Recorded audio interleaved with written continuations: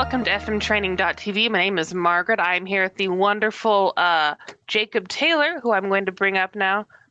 Jacob Taylor is our head of IT and a really, really fantastic FileMaker Server guy. Generally knows his stuff. Can't swear.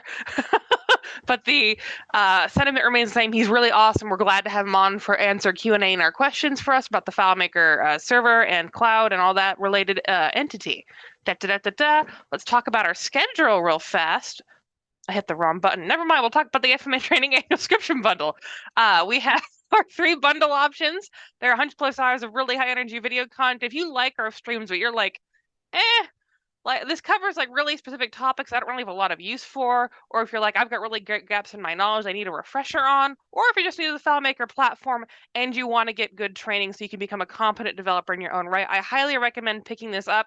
It's a really good way to get to know and understand all the parts of the FileMaker platform, refresh knowledge, improve your development skills. So please do. It helps also keep the channel running. So I highly recommend it. And a version comes with the FileMaker if you're like, I want to get into FileMaker, but I don't have FileMaker. Get this one right here. So if you've bought it already, thank you very much. We seriously greatly appreciate it.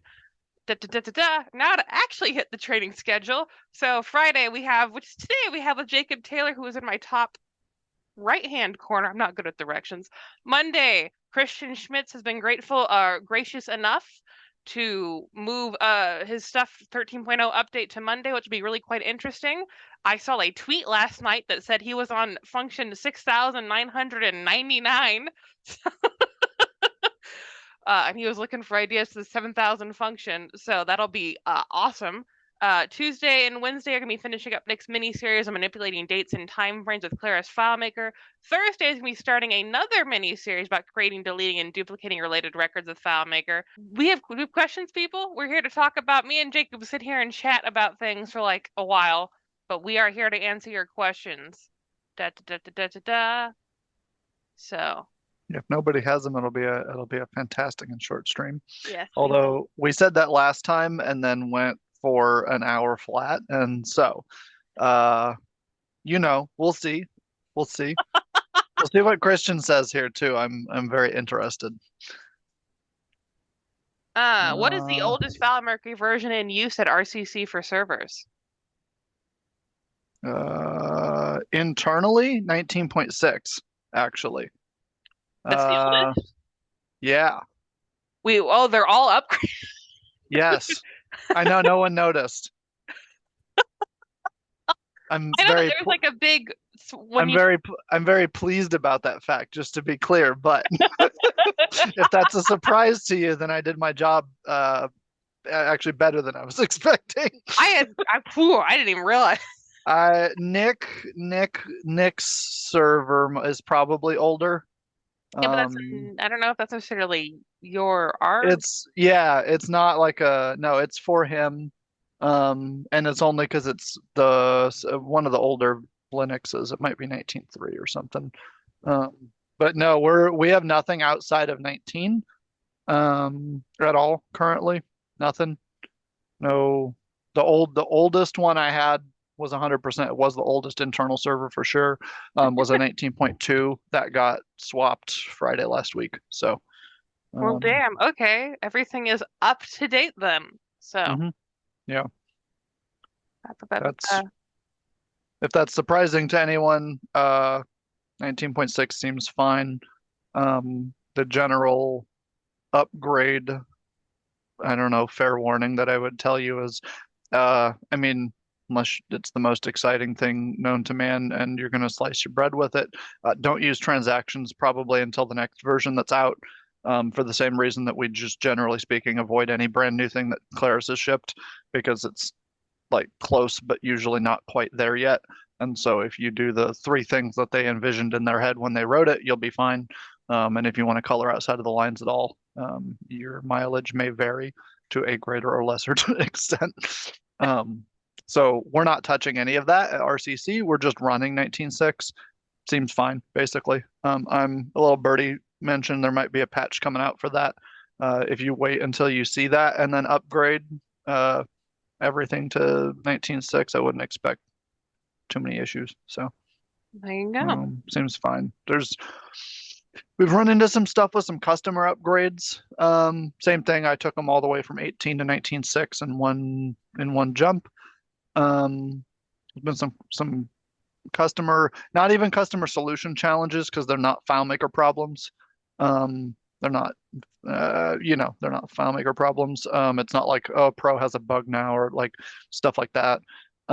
We've had some changes in web connectivity is how I would put it. So if you have code that still runs on the web presentation engine, we are 19.6.2, I believe. Responding to Christian in Discord. Yeah.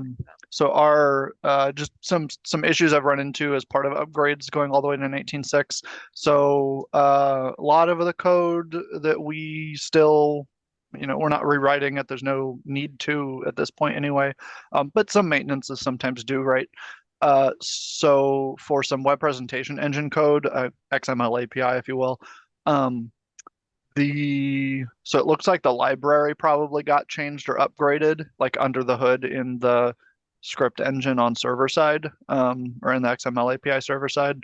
And as a result, it is less tolerant of things that used to be fine in your data. And so, for example, we ran into some very humorous and weird, like it failed reliably, but only for certain things, which are like the most vexing bugs to deal with. Like some set of data someone posts and that one breaks, right? All the rest of the requests that day, it's fine, no issue. Or Like how do you even begin fixing that?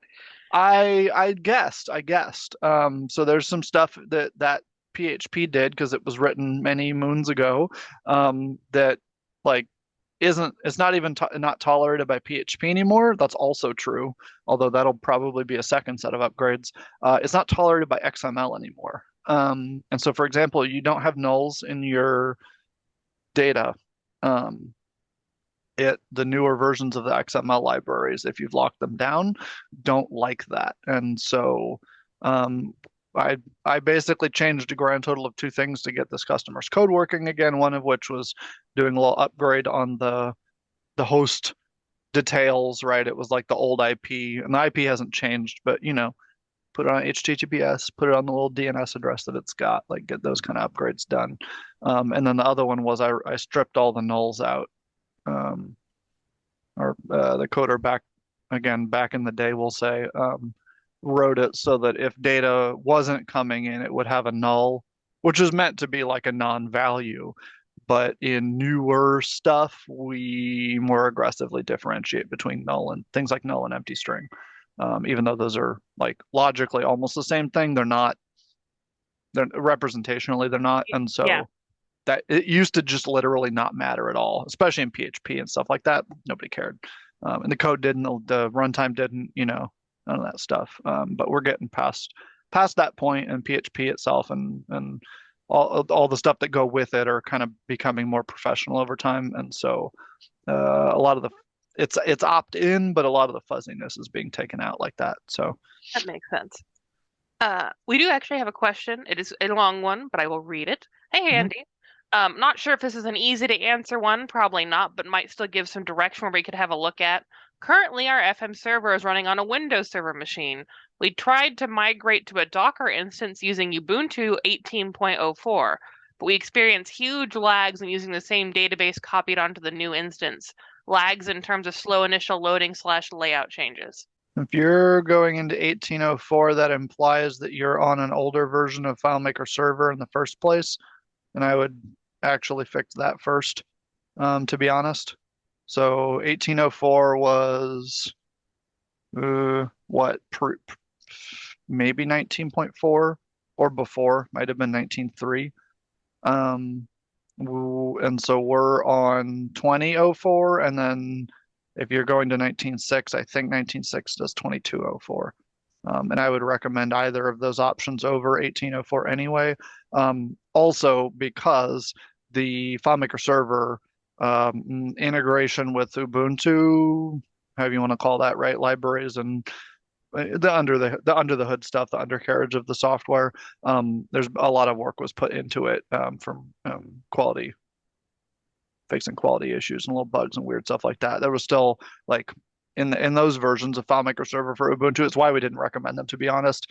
Claris was pushing updates that would indicate things like sending an email where something wasn't quite set up correctly, just literally like send mail server side PSOS, would like deadlock the FMS on Ubuntu and stuff like that. They were still fixing bugs at that level, and so I just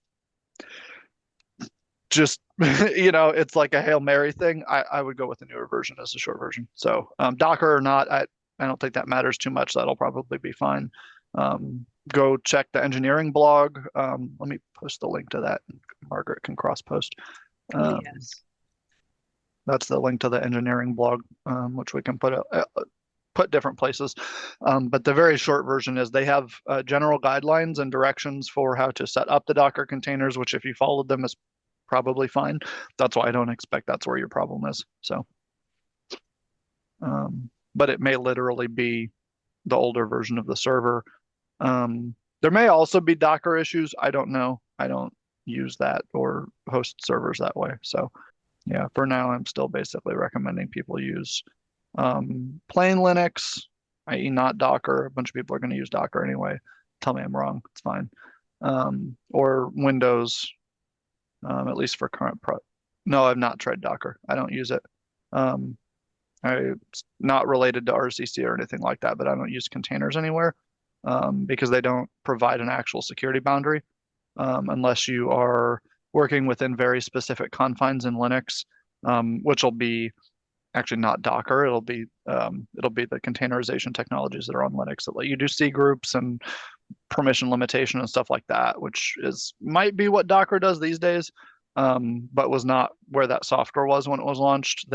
Docker specifically actually added security after the fact, which I would advise people not to use technologies that do that, because when you add security rather than designing it in, you end up with an inferior setup.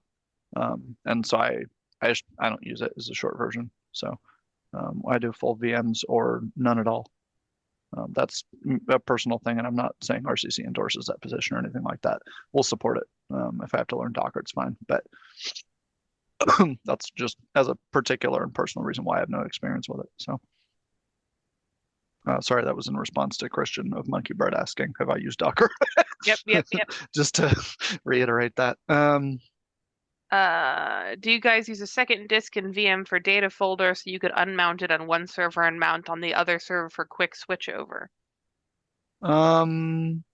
So there's actually two parts to answering that, which is yes, we use a second disk on the virtual machine for swapping things, but no, it's not so that we can do a quick switch.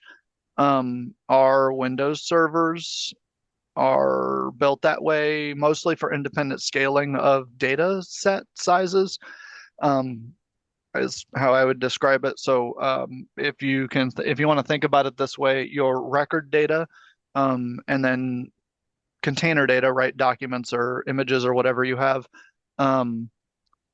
those data sets scale separately, because if nothing else, like if you're doing just as an example, if you do document management inside of FileMaker, like that's the most obvious, like explosive growth of documents and photos and things like that.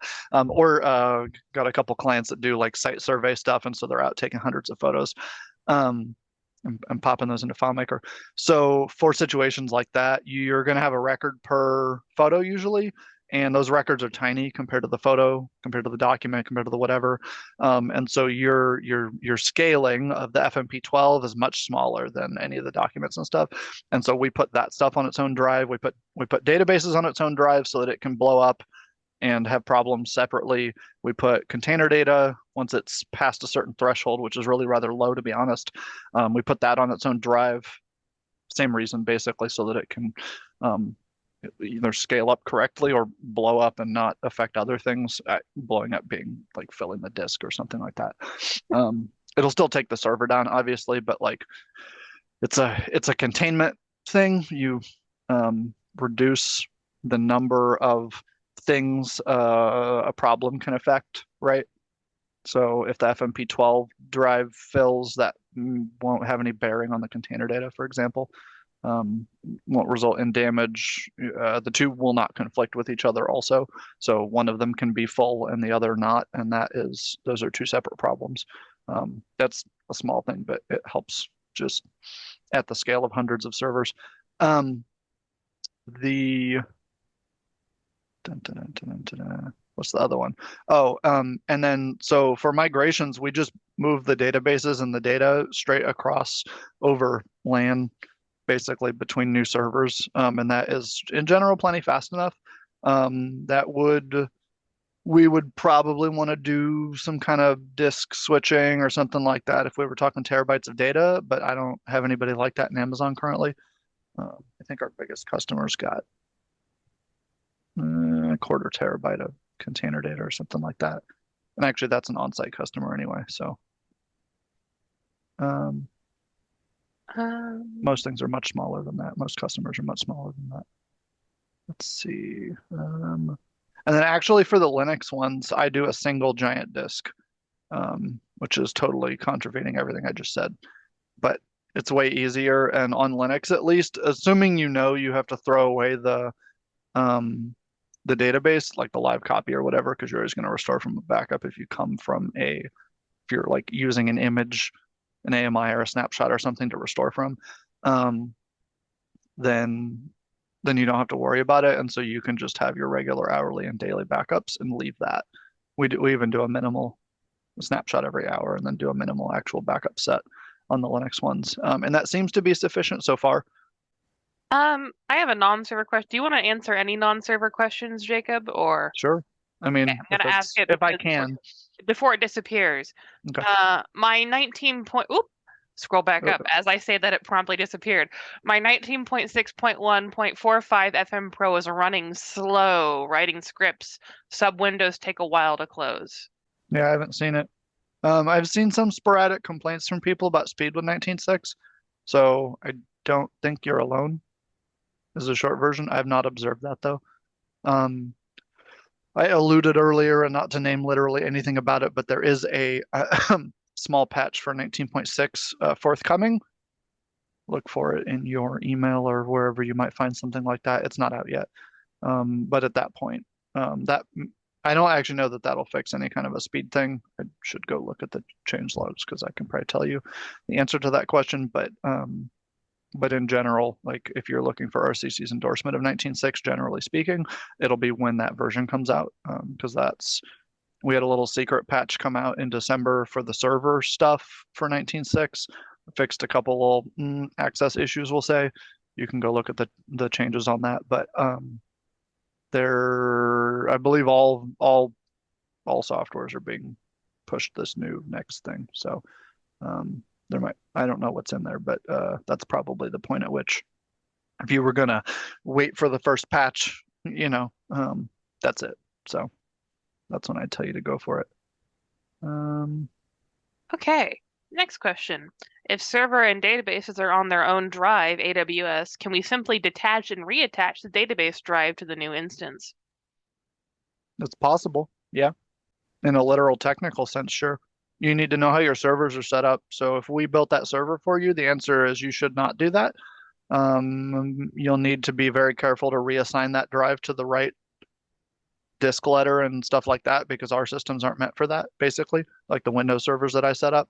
If you built this thing yourself, then yeah, shut the thing down completely, detach the drive, move it over, turn it back on, plug it in, attach it, turn it back on again. That should be fine. Again, you'll need to take care for assigning drive letters and things like that if it's a Windows machine. If it's Linux, then you'll need to take care for mounting it to the appropriate location, basically. So there you go, Oregon Dean. Will server get live patching at any point for X revisions? no, not major versions. no, just no. Claris is not building live patch. Nope, they won't do it. They're not going to. Not anytime soon. That would be amazingly low priority. We don't even have that everywhere in Linux. So you can do in-place upgrades. I believe RCC, we don't officially say that's safe, but the installers and upgraders at this point generally seem to work. I don't know about the Linux ones. I don't try and do in-place upgrades. I think I mentioned it actually on the last open Q&A. I would very much prefer that Claris give me an apt software source that I can pull fresh patches out of and install those the normal way, if you will, for Ubuntu. That would be fantastic. But in the absence of that, I'm pretty much going to tell people to do clean installs only on Linux. So yeah, that doesn't mean that you can try it. You're doing in-place upgrades on vendor software on an operating system that has less support for it than Windows. So you take your own risks basically, but I wouldn't endorse that is the short version. So just because there's a high chance that some small variation in whatever some script is not accounted for type will detail stuff like that, and you'll end up with something that's like 5 or 10% broke. Which is like the worst and frustrating thing to end up with, right? And so I don't, because everything, if you're on Amazon already and you're on Linux already, most of that stuff is straightforward. If you're already up to building your systems out so the database drive is a separately attached path that you mount in and this kind of stuff, the rest of that, I mean, it's an hour to spin the whole system up and do all the other stuff. So I just wouldn't worry, and that's by hand, to be clear. So, and you could probably automate that to some number of dozens of seconds if you wanted to. Okay, next question from Andy. How do you guys handle SCM? Would you recommend or have found a way to perform CI/CD for FM solutions? Would be great to have, but I doubt this will work somehow. I don't know what SCM is. CI/CD. The answer is no. I don't think that's even possible. But the thing that source control management.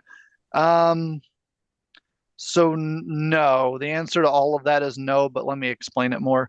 There is the possibility of it, and we're getting there, but it is not like thumbs up done from Claris is source control management. Okay.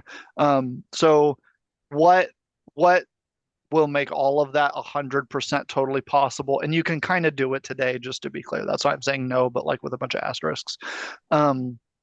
You can kind of do it today. There is an XML export, right? You can serialize the database structure into an XML file that is more or less complete. It's not complete. It's not complete. It doesn't have everything currently that is from Claris, so don't worry about it. But if you want to try it or start it today or something, just to begin the tracking process and stuff like that, you can do that. So a couple things that'll help you. One, there's an XML serialization process. Save a copy as, XML, whatever. It's not the DDR, it's the other thing. And that will let you serialize the better part of the database structure out into XML. You can use your regular XML audit and text manipulation tools, checking it into Git, doing diffs on that, like whatever, all that stuff. That all applies. It's just XML. It's weird XML. It's, Claris's own whatever, but it'll work well enough. The other thing that may be useful for that is you can, I forget if you can save as XML I think we just got separate clone backups on 19.6. And so if you want to log like daily development artifacts, just the structure, no records, et cetera, it's a clone of the database. That can be made automatic as of 19.6. It's more or less easy on slightly older versions. We've had it for a little while where you could, like on a particular backup schedule, enable a clone, and that was a separate, like you'd have the regular database backup and then a clone sitting next to it or whatever. And it would do, I don't know what order it does it in, but it'll do one or the other, one and then the other, right, as part of the backup schedule. There is now a clone-only edition, so you can just have a specific process that spits a clone of the database out. That may be useful for the same reason. Different kind of audit, but there's that. But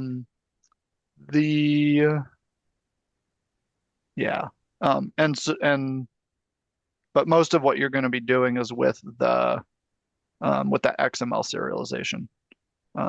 Because that'll tell you structural changes and stuff like that. And I don't know if you can do any of that kind of stuff I mean, if you did it and you built it, then maybe it ends up being custom tooling, and that's useful to sell to other FileMaker people, I guess, actually. But at least I think you can absolutely do change management today, at least that portion of it, by doing XML exports on a regular basis, basically, and then checking those into something. You could probably figure out a way to script that, I'm assuming, but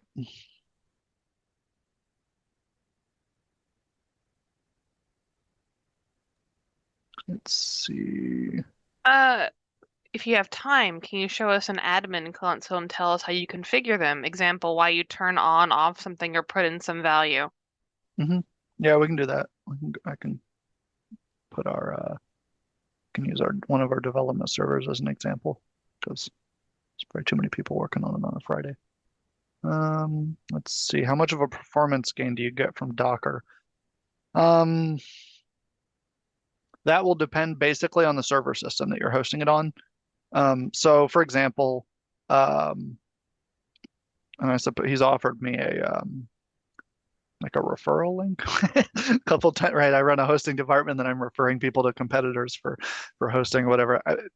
Find the group that's going to work best for you. So Fabrice, Nordman, something like that. FM Cloud FM. So another FileMaker hosting company. He was like famous because he launched it first, and his whole business was based on figuring out how to get FileMaker Server Dockerized, and like fairly reliable in that. And it seems fine, actually. I've sent several customers there, and they've had a great time. So, like, no complaints. He, though, was first to advertise like Docker as a performance improvement. And the performance improvement is not Docker. It has nothing to do with Docker.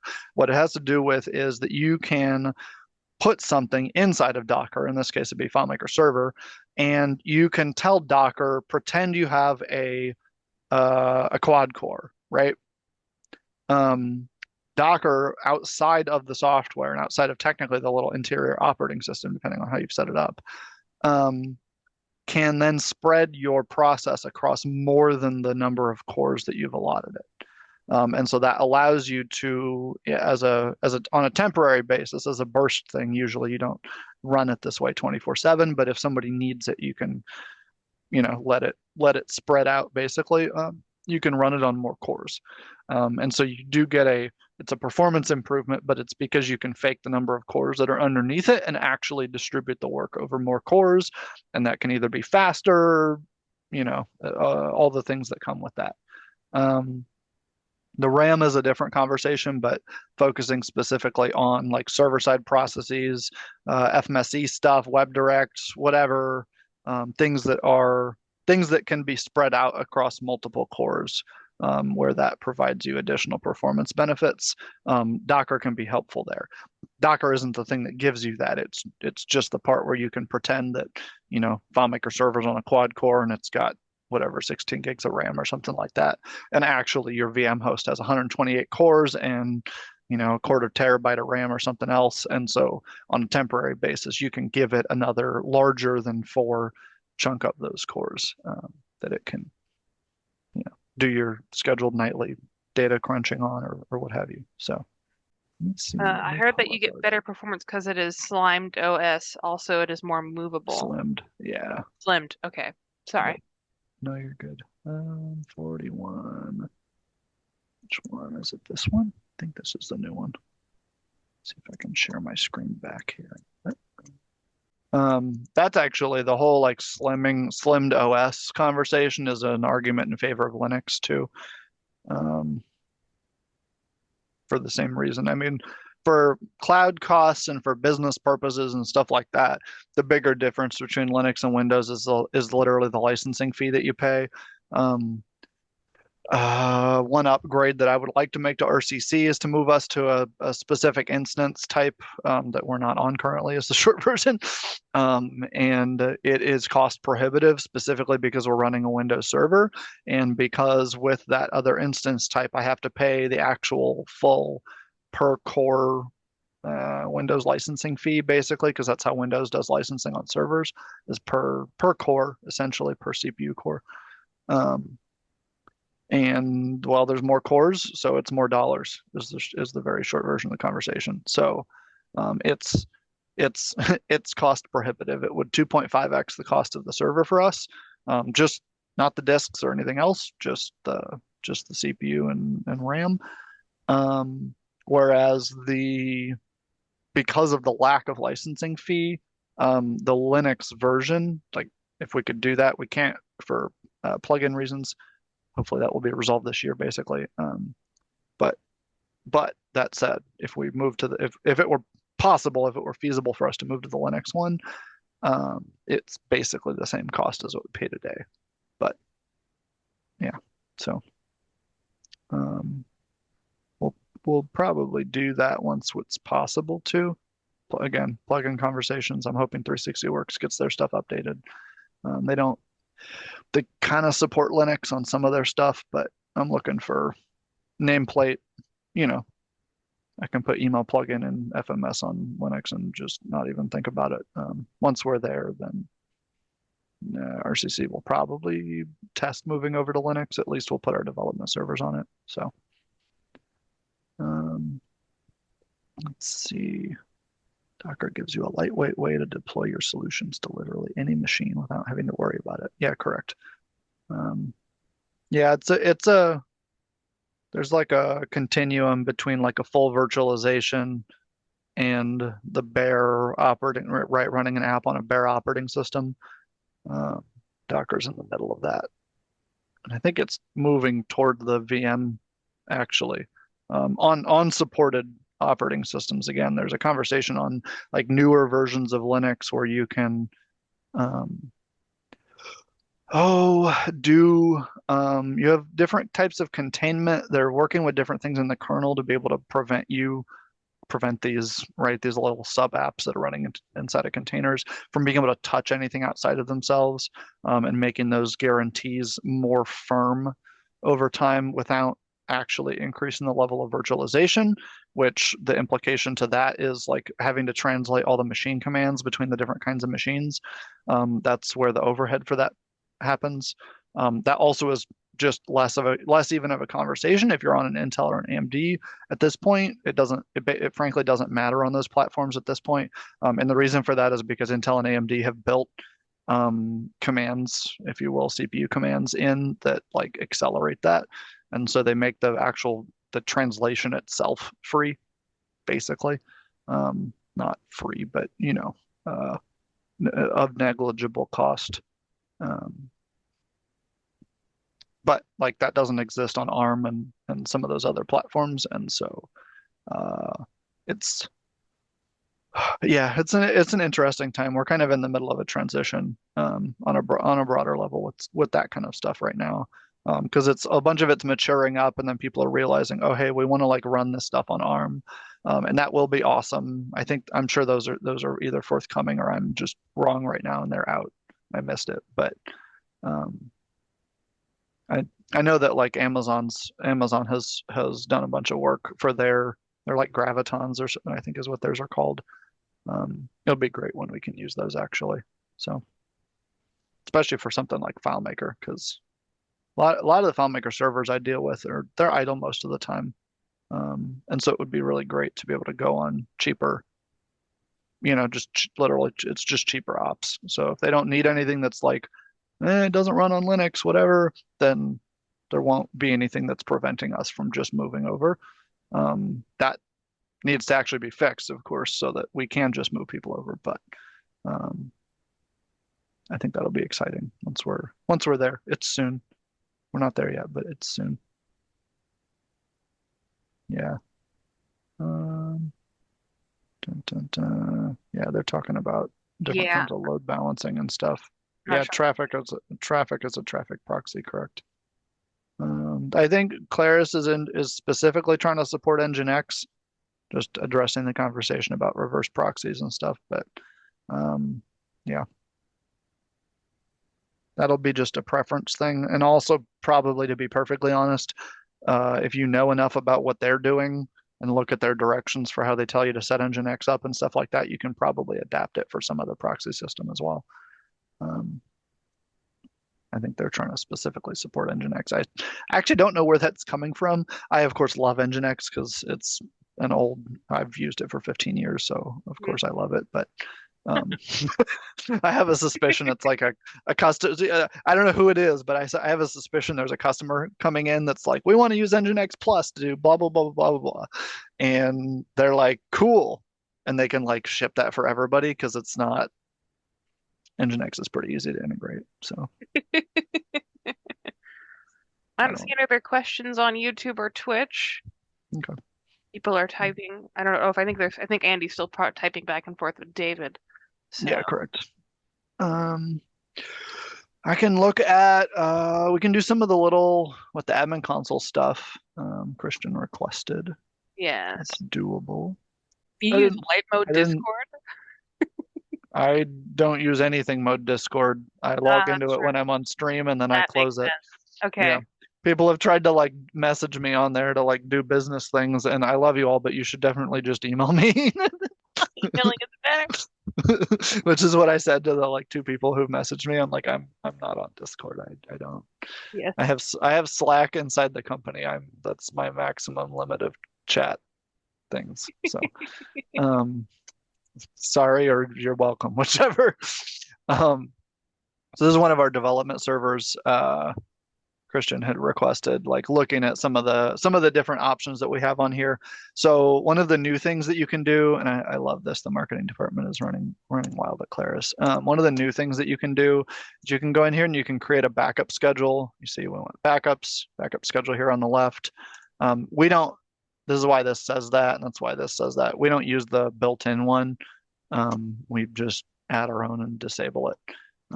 So anyway, the thing that I mentioned earlier was creating a clone only. So I'll name it clone only. We'll leave this thing so I don't have to mess with it. But you can do that. And so, it adds a clones only. That's cool. I like that. But what that lets you do is, and it's like any other backup. So this backup type is all databases. I could pick an individual database if, for example, I had a development file separate from a production one, or likewise, if you're trying to do change auditing, you do it the other way and you do the production file to see if people are modifying things they're not supposed to. I can see some value in keeping track of that. So if you do a clone only, it does what it says on the tin. So it's a schedule, it'll pause it, and it strips just the structure, so the layouts and the scripts, the tables, but no data, none, from any one or all or a folder or whatever you see the different on. These are the normal options. So you can choose an individual database, pick a different folder, or all databases on the server, and so then it'll cut you a clone of those on some schedule. I'm not saving this one, but you could do it, on an hourly or not an hourly. You'd probably do it on a daily or weekly basis, something like that for audit purposes. If I had to guess. So let's see. Yeah, right. Correct. Exactly. When will the first customer discover the fastest way to have backups is for it not to back up any of the data? Playing with fire. Technically correct. Technically correct. That is the most high performance backup you can have. Yeah. I suppose the only one that's higher performance is not having a backup. Yep. Absolutely. That's instantaneous. Don't ever do that. Thank you. If you have a problem, I cannot save you in that situation. So please have backups for your FileMaker server. Please have more backups than you think is necessary. And then once you're there, please double the number of backups again. And then once you're there, please test your backups on a regular basis. Literally go in and like try to open the file on an old one or something and make sure everything's kosher. Yeah, so we do that for some customers that desire that level of involvement. But we don't do it for everybody, right? You trust your backup systems work, but one thing people learn they learn it the hard way with something like ransomware. But you can learn it the less hard way with something like a hardware failure or, just little weird stuff like that that happens. And it does. Like those things are eventualities. They will happen someday. Some kind of horrifying operational problem that is like subtle and builds to be something larger. And so if you have not at any point confirmed that your backup system does what you think it does, you should resolve that sooner rather than later. And that means go poke around the files that your backup system is making or producing or, sticking different places, and make sure that they work, make sure that they're whole. So ensure that basically test them is what that means. But if it zips, right, you extract the zip and pop the database open. You can throw the extra copy away. Obviously, that part doesn't matter, but confirm it's a good copy of your file and that sort of thing. You should do that every so often. If not on some schedule, if not paying me to do it, whatever, but build it into some sort of business process somewhere that gets checked every so often. That's highly, highly, highly recommended. A lot of businesses learn to do that in the worst way possible, which is they didn't, and their backup system wasn't backing up the things they weren't whole, they're corrupt in some way, they were not captured correctly, whatever. And then their zip thing or their offsite process was capturing artifacts of their database that were not usable. And you do not want to find that out in an emergency. You want to find something like that out before it's a problem, before you must restore from that broke copy or you find out because it's a broke copy that you actually don't have backups, and that is a surprising thing to learn at a really bad time.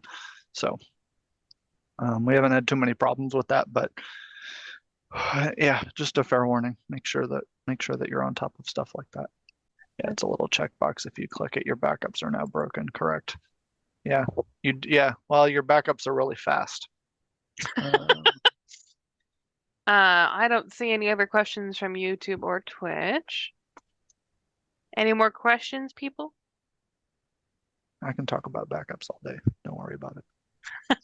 If they have questions about backups, I got answers, unfortunately. Yeah, we do too many backups. And actually, I'll put it this way, it's funny. I think Richard would prefer that we do more backups than we currently do. But just in case anyone's wondering, we keep 51 backups on every standard server. So, and that's because when we were on site, you'd like set the dailies to 99 or whatever the max number of kept is. And you do that on the weeklies and you do that on the hourlies and you just run everything forever all the time. And there's definitely no management problems, and that doesn't take a gargantuan amount of disk space. Absolutely not. But so the conversation is different when you're in the cloud, right? Because maybe you want to pay for that. If cost is no object, literally go for it. You should totally do it. Actually, it's a great policy. But sometimes you run into more real world constraints on how big you want your Amazon bill to be. Sometimes you look at those things and you're like, ooh, that could be cheaper. It could. It's what? Oh, is this racks of servers? Yes, that's what our server storage looks like right there.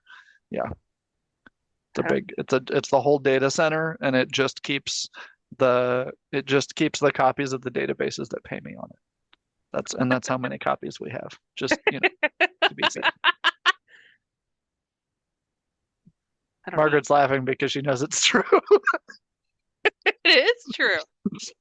I look like I'm telling a joke. I'm, in fact, not really telling a joke. We keep lots of backup copies of stuff like that. No, we're on the same plan that all of our customers have, which is basically we have like a rolling 90 days backup. So occasionally we need something older. It's one of the reasons I don't, when I deploy a new server, the backups go to a new location. We don't usually always immediately delete the old ones. That's why, because then you have a copy sitting around or something like that in case you need to go review something or whatever. There's, it's often enough somebody deletes something important. You need to go can't figure out when it happened, go back, scroll back 3 months and see if an old copy of the database has it or whatever, stuff like that. That stuff's not rare, so less often these days, but Okay. not rare. I don't need backups. My systems are reliable. Yeah, do you occasionally cosplay as God? Right. I know it's a joke, David Angel, but it's funny because there are Yeah. people who think that, unironically. Oh yeah. How do we handle offsite backups? We have as many of those as are possible and that we're willing to stomach the cost for. So Amazon servers, like the one that we're looking at here, this is a development server of ours. Mhm. It's our West Coast one, so it's just easy for me to get into here. Um, so this server has backups on the hard drive. It has backups in S3. It has a second copy of backups in S3. They're immutable. They use the Amazon S3 object lock stuff in, I forget which mode it is. I think it's compliance mode. It's whichever one is like impossible. No one can delete it because it's meant for legal holds on data that's like relevant to a court or something like that. So nobody can delete it. Nobody, because then your lawyerly compliance obligations are violated separately from any others that you might have. Um, so you can use all those features in combination and get like a locked up offsite backup system. So we do those on a daily basis for ours and all of our clients' servers. Those are, if you are not familiar with that or didn't hear me tell you about that when I set your server up, fantastic. Get in my inbox because we'll deploy you a new server that has that. Um, the We also do, we have Dropbox offsites. I'm not particular on the software or anything like that, but something like that is a good idea. Call it a provider independent location. And that is provider of your server and any other backups that you might have.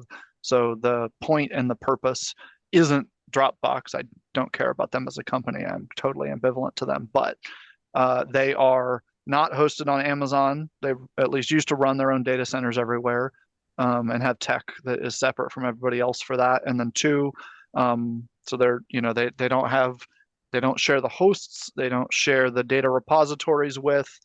They are on potentially up to a different coast.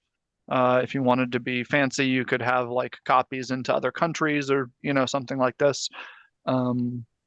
But in general, just something that is orthogonal, so that's not on site, it's not on the server, it's not on the existing providers, it goes somewhere else, whatever that means. You want one of those at least.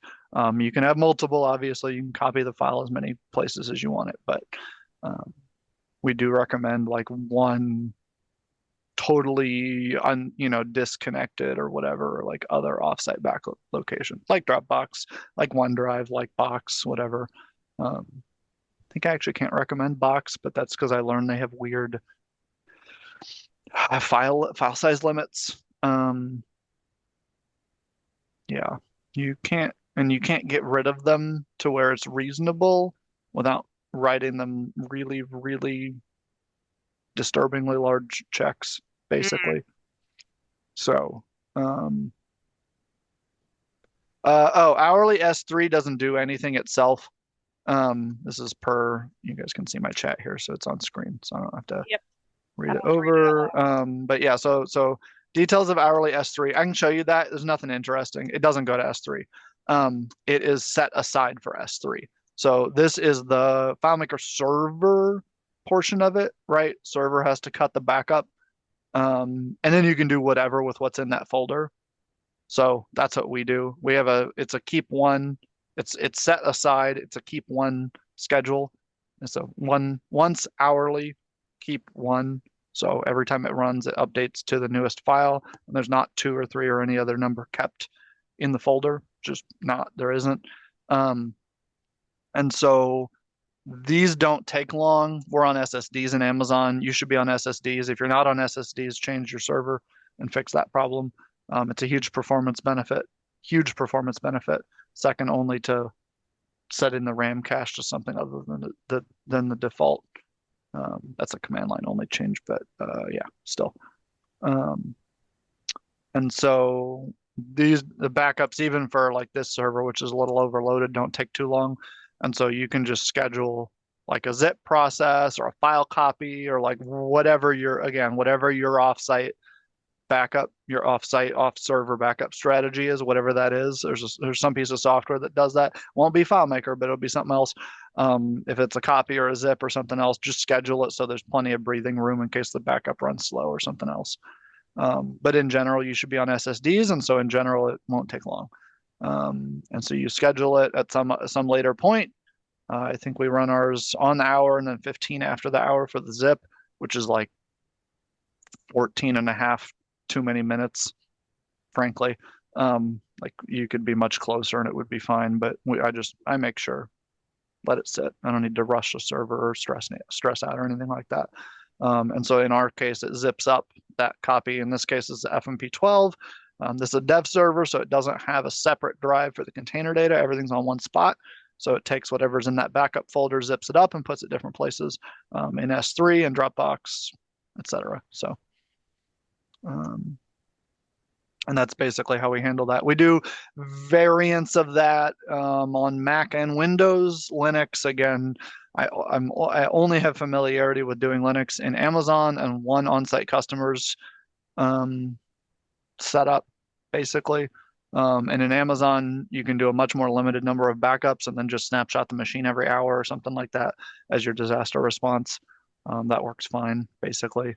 And then I'd probably basically do the same thing on site, except I don't think we get hourly snapshots there. It's probably daily or something like that because it's an on-site snapshot system. So, oh yeah, right. You come in and sorry, looking at Mark Johnson here. Yeah.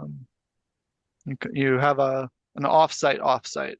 Like once a month, somebody comes in and copies everything onto a thumb drive and walks it to the bank to put in the vault. And once a month, somebody goes and gets the flash drive and updates the copy, or, like stuff like that. Those are things that, not that, that particular thing, what the details don't matter too much, but having something like that is incredible. Ours are mostly online backups, online as in they're accessible to things. The S3 object lock setup for us is that like walk it to the bank conversation, because we don't do it that way. But it's the same thing. In this case, I like it because it allows me to have online backups, which are incredibly important. But like the attack parameters for something like a virus, a wiper, a ransomware, it's all the same thing. It messes up your stuff and blows everything up and deletes all your data, or something like blows up all your stuff and deletes all your data. Anything like that where that thing's reach is limited and it's running as you. And so anything that you can construct where the backup, the FileMaker server, the backup user, the whatever, can't access it or isn't able to write over those backups, something like that is incredibly valuable to have. And basically, if you can do it up to like we do on a daily basis, you can essentially block. You don't get rid of it if you get ransomware or somebody attacks you with a wiper malware or something like that. Like that still happens.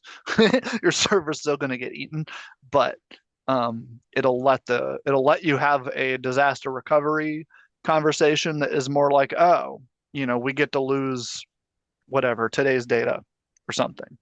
And so the fallout from that tends to be elsewhere instead of literally you just like destroyed the business and you don't have a backup to go to and things like that, where you're over a barrel and have to pay the cryptocurrency ransoms or whatever, any of that kind of conversation. So you want to try and do things that avoid putting yourself in that position. Saw a news article yesterday or the day before, maybe somebody did a study and the earnings, right? Because it's just a business. The earnings of the ransomware people went down 40% last year. Why? Because people just are done and they're not paying. And they're just telling them to go jump in a lake when they show up with their stuff all locked up.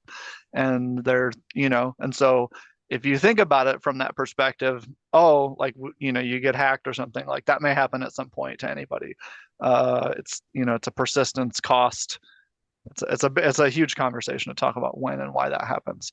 But that said, if you can put yourself in the position where your answer is, oh, F them, like we're just going to restore from backups and keep going, right? It's like, it sucks. It's terrible. Yeah, it's whatever. It's whatever that day is. That'll be the worst day that you have for a long time. Also, probably only be that day and a bunch of meetings afterwards, and you can contain it to, much more minimal and much less effect, much smaller effect on your business. So the only winning move is not to play.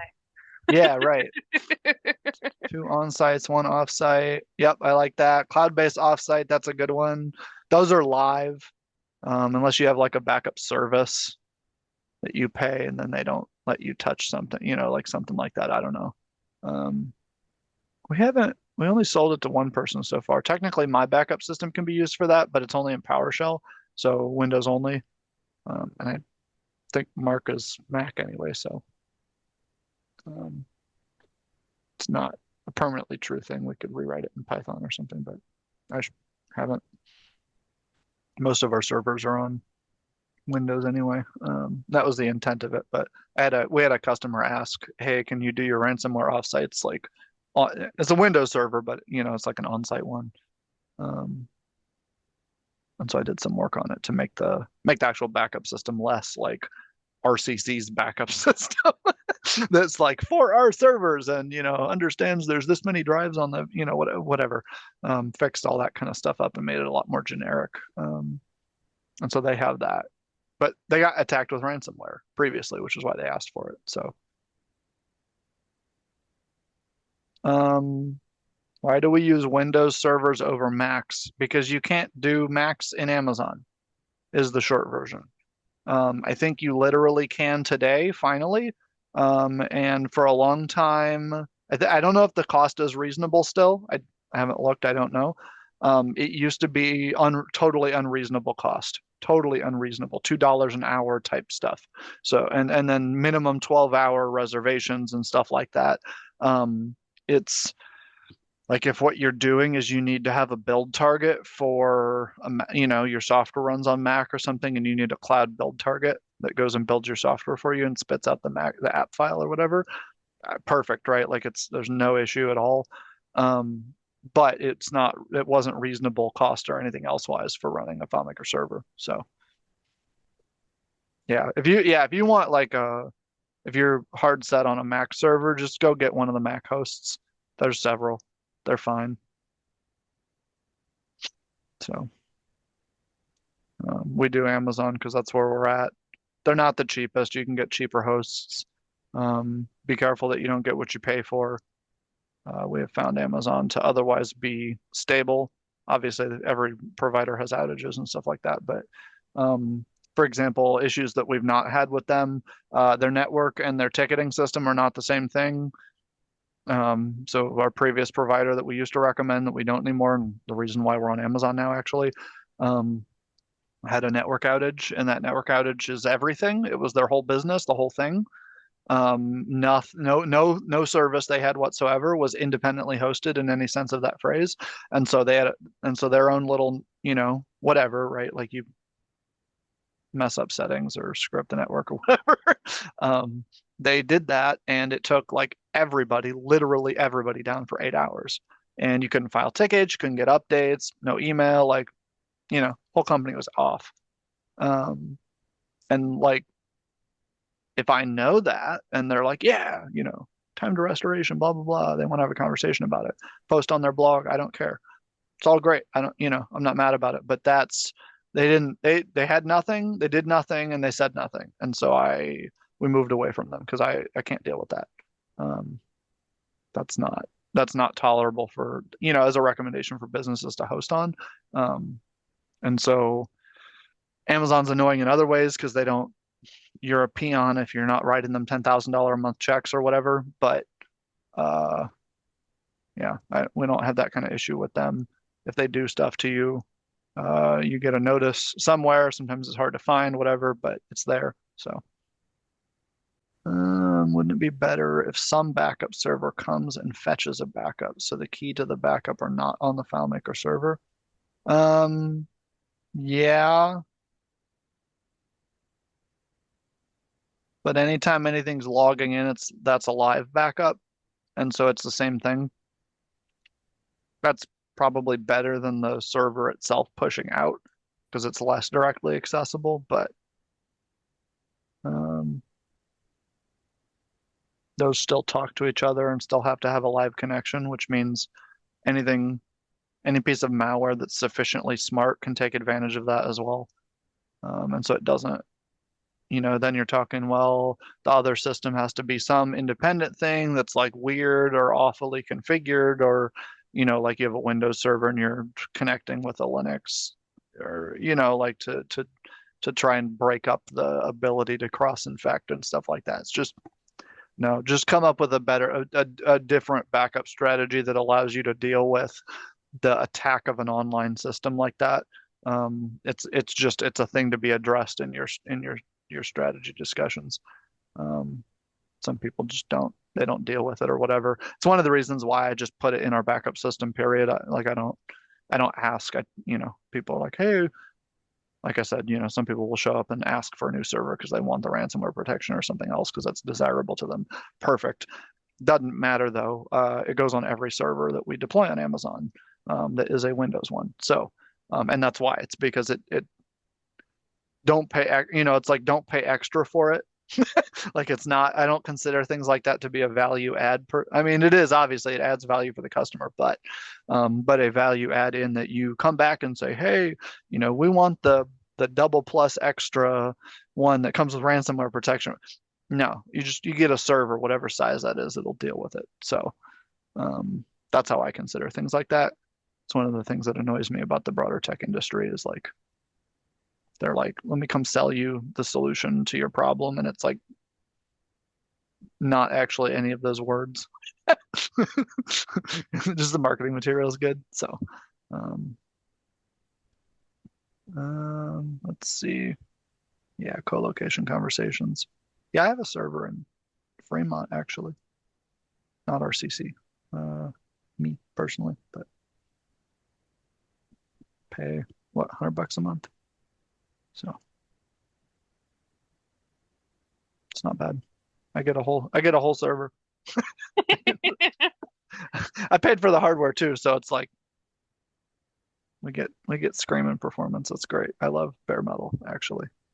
Um, or not bare metal humorously, but we have a multi-socket Xeon, and so you can do socket isolation and stuff.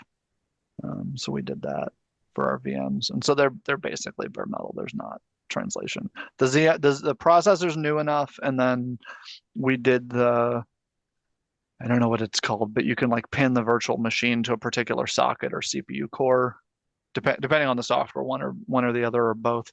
And so we did that, and so the virtual machines don't like move around on the machine at all. They sit in one place, and that lets the CPUs run whatever that load is, whatever you're running inside your VM, run it at full speed because it's all right there, and it's not having to refetch anything or whatever. I don't like do anything on servers that is like, I don't know, containery, where you're like randomly popping things on and off and you're like having this little service, microservices and stuff like that, where like your actual application is like you fire a request in and 120 others like have to launch and do stuff and talk to the database and then you get your response back. Some like big application structure like that, microservices based. I don't do any of that stuff. It's like a lot of the stuff I work with is like a single application that runs. So you can basically get amazing performance by just putting the virtual machine on one CPU socket or on one, whatever quad core, whatever you have, one socket. So that's like, if you don't know, with physical servers, you can have multiple CPUs in one.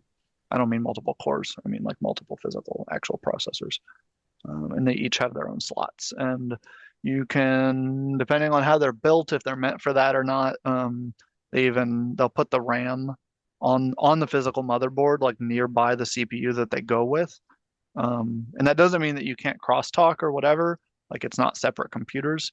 But because like physics is literally like the laws of physics, light and heat dissipation and things like that are how you gain additional performance or lose performance, as it were.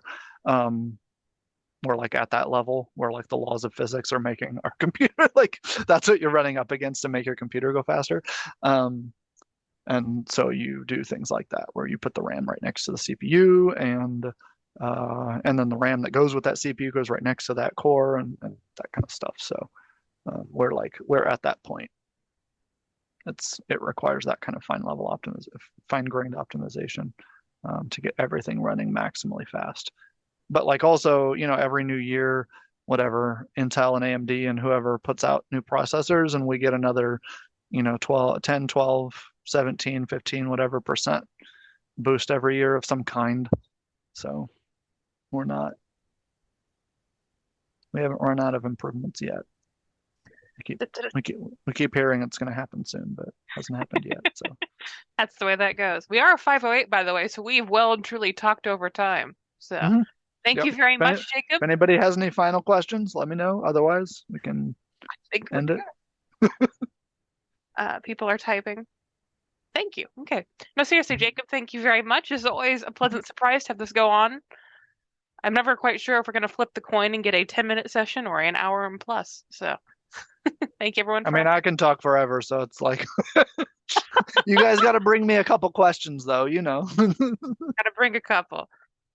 Have a lovely weekend, everyone, and thank you very much again, Jacob. I greatly appreciate it. Yep, thank you, Margaret.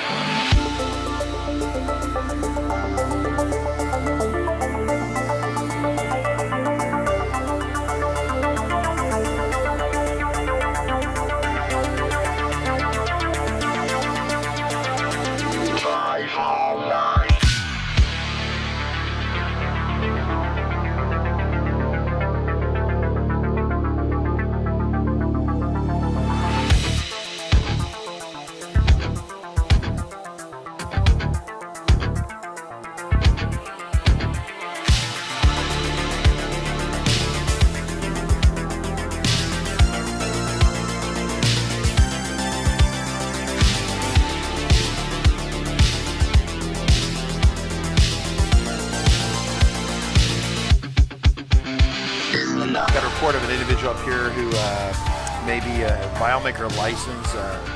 Well, it's potentially expired. Look at the back of that car right there. Looks like the FileMaker license has expired. Sir, I need you to step out of the vehicle. Sir, step out of the vehicle. Sir!